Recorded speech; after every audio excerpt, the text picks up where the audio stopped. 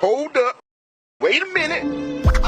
What's up, VIP Patreon members of the Bullshit Free Gang? It's your man Harkana Shala. So listen, here's what I want to show you. When I first saw this play live during the game, I just looked at my son and I said, now you see, that's the one fucking thing you couldn't do. I didn't leave the F word in there even though he's 14.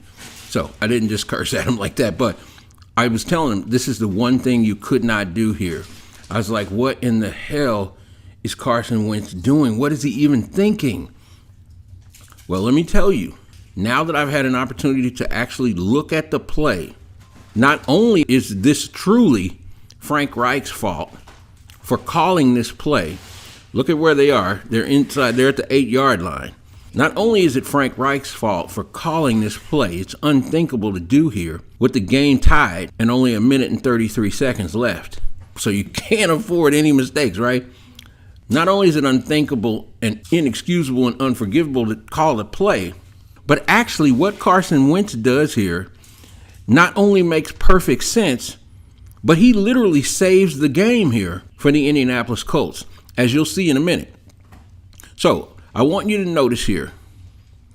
Look at the lineup. All right, here's Mo Alley Cox. You got Pitt here. You got the two receivers split out here, right? Here's Hines. All right, here's Wentz. All right, now watch what happens. Okay. He fakes to Hines, right? Now you see this guy here coming in? Hines' responsibility is to block this guy, right? Otherwise, this thing is blown up. Hines has got to block him. Look at where Wentz is. Wentz is only 2 yards out of the end zone at this point. Watch what happens. Okay, Hines, he fakes the guy for some reason. Luckily, the guy falls down. Now, what Hines is supposed to do is run out here into the flat as an escape valve, if nothing else. The play's supposed to go over here to a screen to one of these tight ends, which is going to be blown up if you notice. Look at these guys here. It's going to be blown up. But anyway, Hines is supposed to be out here in the flat as a safety valve. Now, if Hines is out here and he throws the ball, you might get a first down out of this. Look at this. Colts, only one guy here. And if nothing else, you're going to get 2, 3, 4 yards. But watch what happens.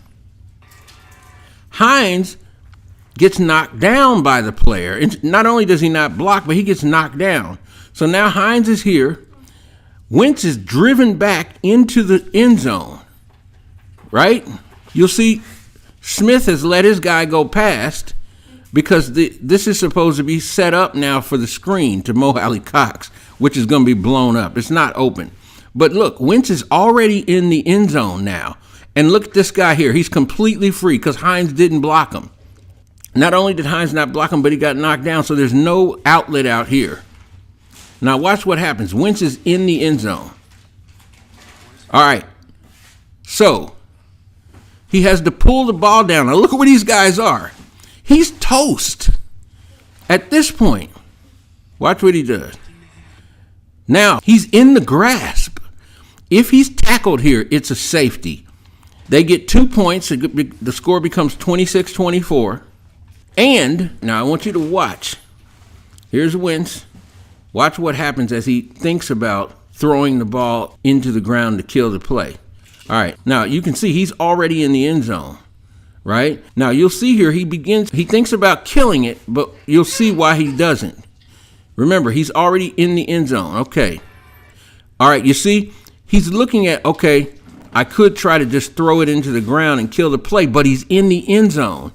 Intentional grounding from the end zone is a safety, and again, the game is completely over at that point. So he's like, man, if I throw it here right in front of these guys, it's not really reaching one of my guys. They might call intentional grounding, right? It certainly would be intentional, seeing that he's in the end zone. That's a safety. So now he has to pull it down. Watch.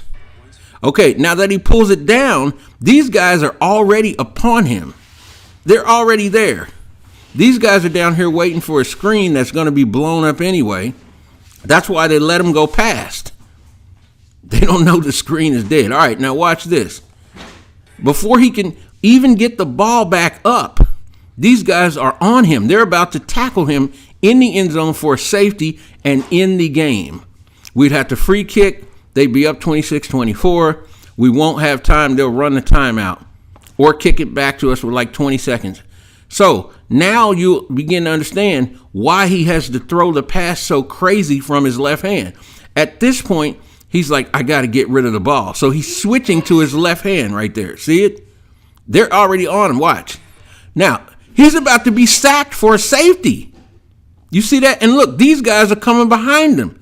It's over. So he wisely, very wisely, and quickly is like, let me get it in my left hand, because he can't throw it with his right because the guy is grabbing him. See? He switches to his left hand, and then he throws it because, look, he's going down. He's about to be tackled for a safety, and the game's over. So he has to just throw it in the direction of his guys. That's why he throws it this way. Now, the guys, unfortunately, don't get to it, so watch what happens. These guys are moving towards it, but this guy down here is faster.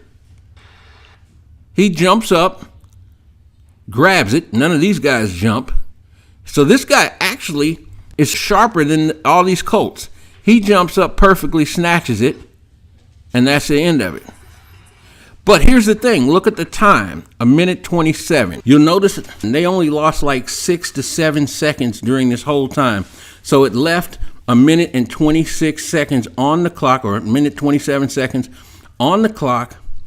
The Colts have all their timeouts at this point, and that gave them the time left for Carson to, you got to give it to him. He had a bad game, especially in the second half, and that overtime interception was 1,000% undoable. Like, you just cannot do that. 1,000% indefensible and inexcusable. He can't make that throw at that particular time. That ends the game. That cost him the game, no doubt. But this one saved the game for him. And again, you got to give him his props.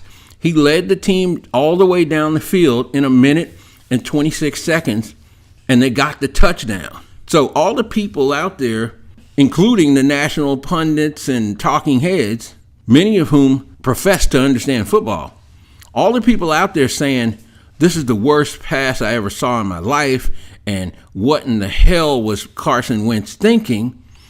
All those people either A, haven't looked at the film, or B, if they've looked at the film of the play, they don't know a damn thing about football. And both are fine, but if either of those apply, if you haven't looked at the film or you don't know shit about football, then you really shouldn't be making a statement on it, right? Anyway, I wanted you to see that up close and watch it, going through it frame by frame, so to speak, so that you could see that actually this is a very smart play by Carson Wentz, one that saved the game for the Colts and gave him a chance to come back and tie it up. If he doesn't do this and he gets sacked in the end zone or intentional grounding from the end zone, a safety ends the game, and that ending would have been even worse, for sure. Anyway, I wanted y'all to see this. More private and special shit like this just for the VIP Patreons to come. I'll see y'all in the next one. As always, let's go out, let's pull it together, and let's win another fucking Lombardi, baby. Peace!